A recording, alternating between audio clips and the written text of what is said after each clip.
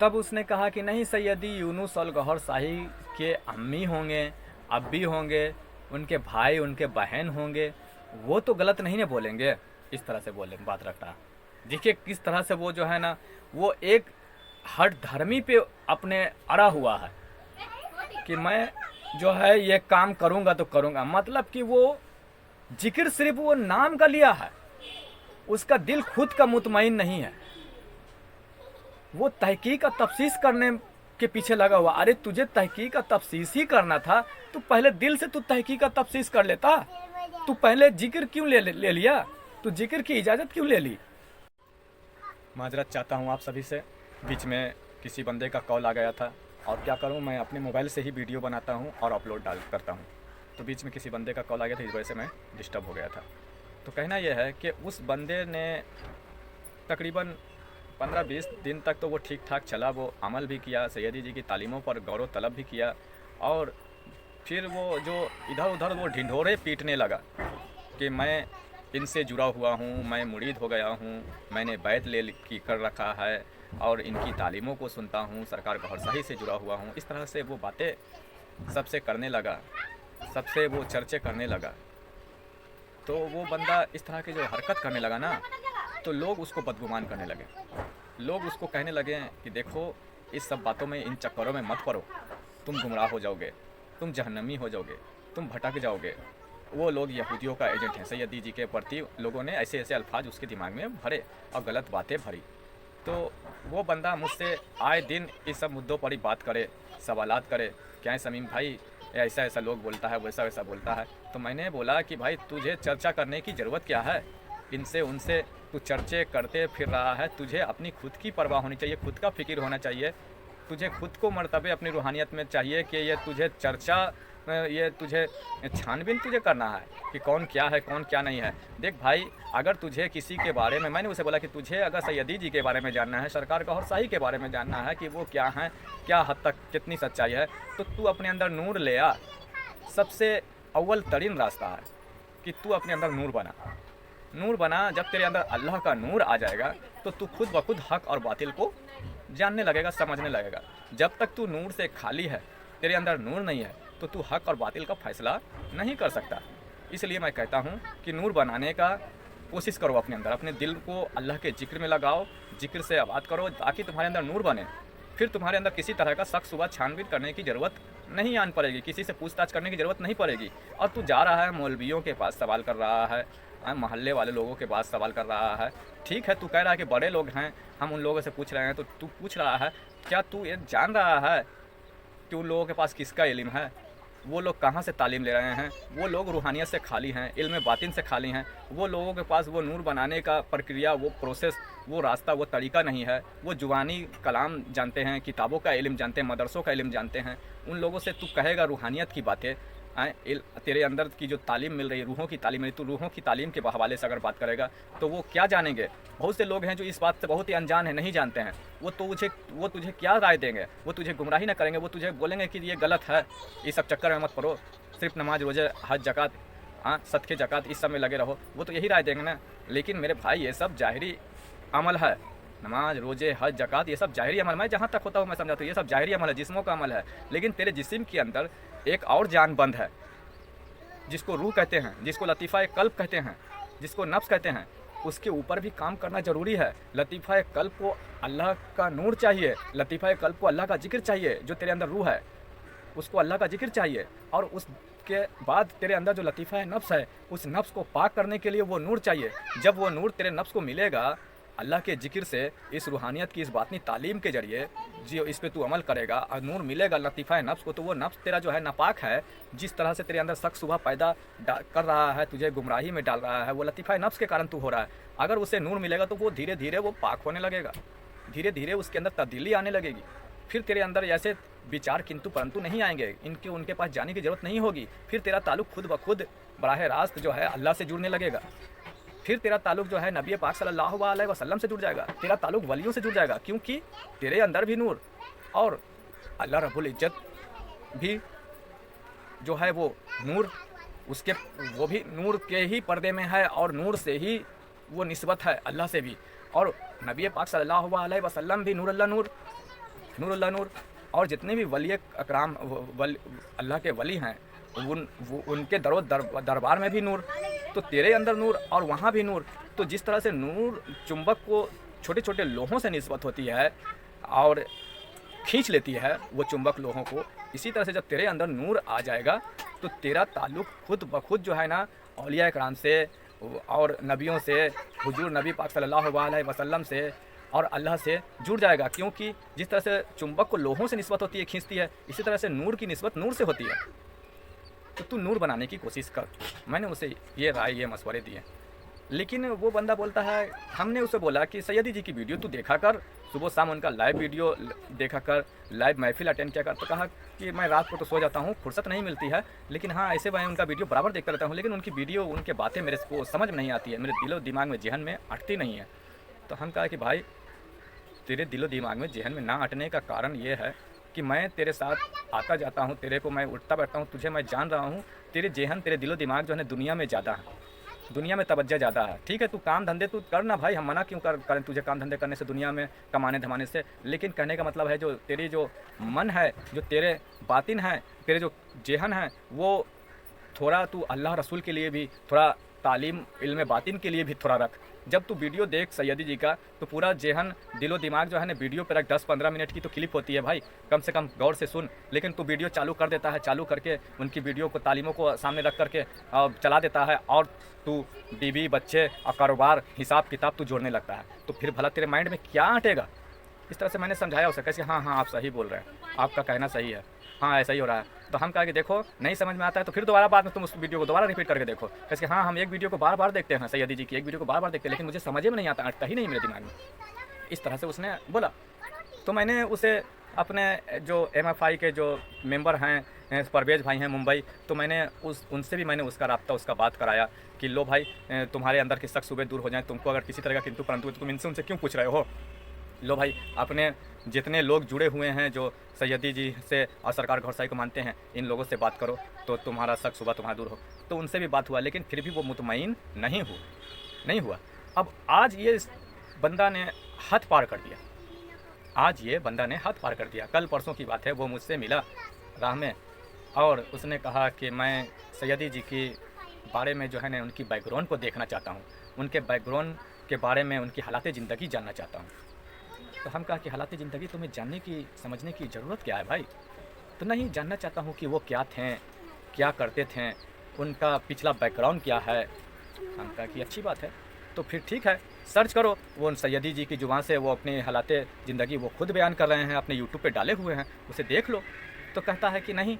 अब यहाँ पे देखिए उस बंदे का जो है ना, उसके अंदर जो खुराफात चल रही है, उसके अंदर जो बदगुमानी चल रही है, उसकी जो नीयत चल रही है, वो मैं पकड़ रहा हूँ सरकार के क्रम से कि ये पूरी तरह से जो है ना ये जिक्र लिए हुआ है, लेकिन ये गुमराह है।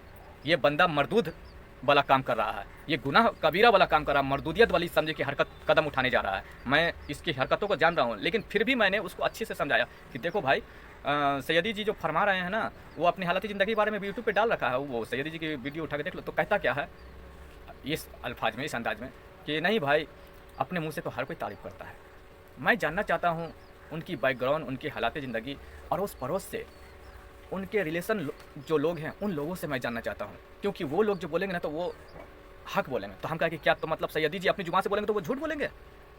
सैयदी जी के चाहने वाले जो लोग हैं, जो जाकिरीन भाई, वो जो उनके बारे में उनके साथ जो रहे हैं, वो हालात ज़िंदगी उनकी बयान करेंगे तो क्या वो झूठ बयान करेंगे? नहीं नहीं, ऐसी बात नहीं है। लेकिन फिर भी जो अपने रिश्तेदार होते हैं, जो अपने भाई बहन जो होते हैं, जो परिवार होते हैं, वो कभी गलत नहीं बोलते हैं, ऐसा उसने बोला। माजरत चाहूँगा दोस्तों आप सभी से कि वीडियो थोड़ा लंबी हो रही है, लेकिन आप लोगों से गुजारिश है कि इस वीडियो को मुकम्मल देख लें, समझ लें, ताकि किसी भी बंदे के काम आ सके और इस तरह से बदगुमानी वाले अल्फाज, ये हरकत, ये कदम ना उठा सके। तो जब उसने ये बात बोला कि मैं रिलेशन वाले लोगों से जो अपने हैं उनसे, उनकी जुबान से मैं जानना सुनना चाहता हूँ, इसलिए मैं वीडियो पे सर्च कर रहा हूँ। तो हमने उसे कहा कि देख भाई, तू रिलेशन वाले लोगों से, अड़ोस पड़ोस से, रिश्तेदारों से तू जानना समझना चाहता है, बैकग्राउंड देखना चाहता है, तो कारण क्या है, इसके पीछे जानने का मकसद क्या है? तू साबित क्या करना चाहता है भाई? साबित क्या करना चाहता है? गलत साबित करना चाहता है, उनका गलत साबित करना चाहता है उनको, यानी कि तू अभी तक दिल में नहीं बसाया है, तुझे अभी भी शक हुआ है, जिक्र लेने के बावजूद भी 2.5 महीने 2 महीने बीत गए। तो नहीं ऐसा बात नहीं है, सब बात वही है, लेकिन वो खुलकर बोल नहीं रहा है। तो हमने कहा कि देख भाई, तू अगर अड़ोस पड़ोस से, रिश्तेदारों से, रिलेशन वाले लोगों से भी अगर तू पूछताछ करेगा, तू मेरी ही अगर बात किसी से पूछ ले, जा मेरे रिश्तेदारों में पूछ ले, तुझे क्या वो बंदा, मेरा रिश्तेदार, मेरे बारे में अच्छा भला बोलेगा कि समीम ऐसा है, समीम बहुत अच्छा है, समीम बहुत लाइक है, बोलेगा? कुछ ना कुछ वो गलत मेरे अल्फाज, मेरे बारे में बदगुमानी तेरे दिलो दिमाग में ज़रूर भरेगा। तो कहा कि हाँ वो तो है। हम कहा कि मैं तेरे बारे में अगर पूछूंगा तेरे रिश्तेदारों से, तेरे दोस्त मोहिब से, तो क्या तेरे बारे में वो तेरा दोस्त मोहिब, तेरा रिश्तेदार तेरा भला बोलेगा, तेरा अच्छा बोलेगा? जाहिर सी बात है कि वो तेरे बारे में गलत ही बोलेगा कि तू ऐसा था, तू वैसा था, तू शराबी था, तू गंजेरी है, तू जुआरी था। इस तरह का तेरे जो है ना गलत ही जो तेरे जो कर्म है, जो तेरे जो अमल है, उसी को ही पेश करेगा। तो इसका मतलब ये नहीं कि हम तुझे गलत मान लें, हम पूछताछ करेंगे लोगों से, लोग हम तेरे बारे में गलत बोलेंगे, तो इसका मतलब ये नहीं कि हम तुझे गलत इस पर साबित कर दे कि नहीं ये गलत है, इसको हम छोड़ देंगे, ये गलत है। ऐसी बात नहीं है। लोगों से पुष्टि करके जो है ना, ये साबित नहीं होता है लोगों से पूछताछ करके कि भला बंदा कैसा है। तब उसने कहा कि नहीं सैयदी, यूनुस अल गौहर शाही के अम्मी होंगे, अब्बी होंगे, उनके भाई, उनके बहन होंगे, वो तो गलत नहीं ना बोलेंगे। इस तरह से बोले बात रख रहा। देखिए किस तरह से वो जो है ना, वो एक हट धर्मी पे अपने अड़ा हुआ है कि मैं जो है ये काम करूँगा तो करूँगा। मतलब कि वो जिक्र सिर्फ वो नाम का लिया है, उसका दिल खुद का मुतमईन नहीं है। वो तहकीक का तफ्सीस करने के पीछे लगा हुआ। अरे तुझे तहकीक का तफ्सीस ही करना था तो पहले दिल से तू तहकीक का तफ्सीस कर लेता। तू पहले जिक्र क्यों ले लिया? तू जिक्र की इजाज़त क्यों ले ली? हम गुलामे गौहर कभी ये बात नहीं सोचते किसी को भी जिक्र देने से पहले, किसी को भी अल्लाह का रास्ता बताने से पहले, किसी को भी नबी पाक सल्लल्लाहु अलैहि वसल्लम के बरगाह में पहुंचाने से पहले, किसी को भी रूहानियत की तालीम देने से पहले, हम गुलामे गौहर ये बात नहीं सोचते। हमारे सैयदी यूनुस अल गौहर अलरा टीवी की जानिब से जो तालीम बयान कर रहे हैं, वो भी ये बात नहीं सोचते हैं। न सरकार गौहर शाही ये बात सोचते हैं कि ये फला बंदा जुआरी है, ये फला बंदा शराबी है, ये बंदा गंजेरी है, ये बंदे ने बड़े से बड़ा गुनाह कर रखा है। ऐसी कोई बात नहीं सोचते और उसको फिर भी सीने से लगाते हैं। हमारे सरकार गौहर शाही सीने से लगाते हैं और अल्लाह का रास्ता बताते हैं, बातिन की तालीम देते हैं, दिलों को मुनव्वर करने की तालीम देते हैं।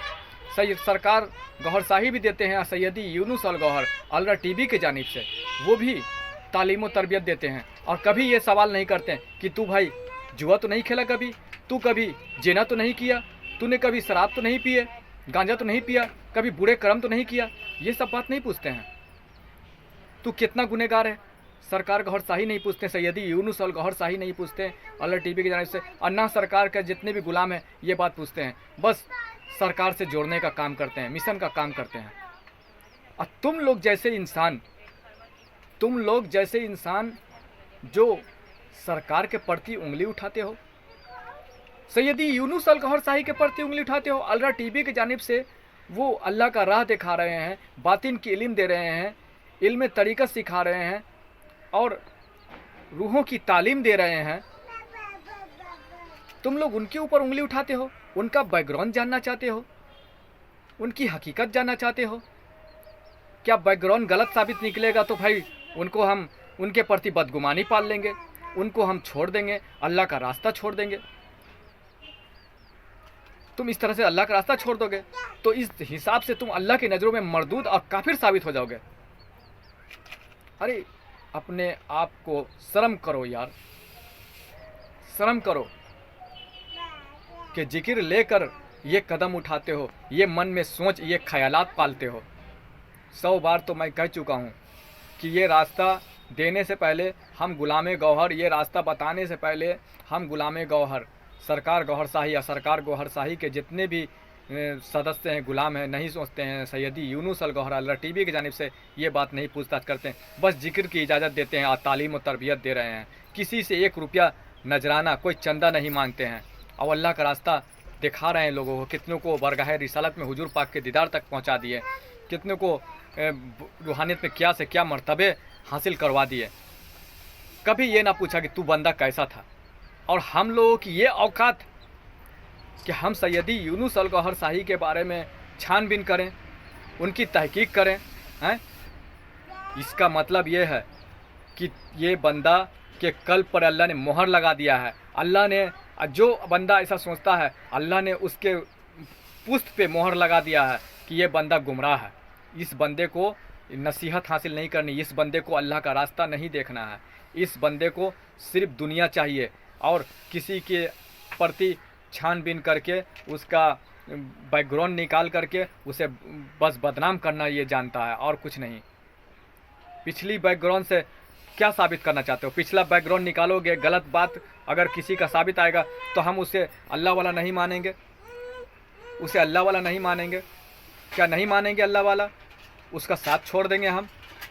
तो एक बात जान लो, कोई भी बंदा माँ के पेट से दूध से धुला नहीं पैदा होता। कोई भी बंदा अपनी माँ के पेट से जो पैदा होता है वो दूध का धुला नहीं पैदा होता है, सिर्फ अंबिया इकराम के अलावा। हर बंदे का दुनिया में आने के बाद उसके इस माहौल की वजह से उसके ऊपर समाज के रंग, माहौल के रंग चढ़ ही जाते हैं। फिर बाद में अल्लाह की नवाजिश होती है, अल्लाह की करम नवाजिश होती है, तो वो बंदा नवाजा जाता है। तो नवाजा जाता है उस बंदे को। अल्लाह जब मर्तबे सरतबे दे देता है, विलायत पर फाइज कर देता है, तो इसका मतलब नहीं कि हम उसे अल्लाह का दोस्त ना माने। अगर नहीं मानेंगे तो काफिर साबित हो जाएंगे, मरदूद साबित हो जाएंगे अल्लाह की बारगाह में। तो इसलिए तौबा करो और अपनी गलतियों को सुधारो, हम यही कहना चाहेंगे।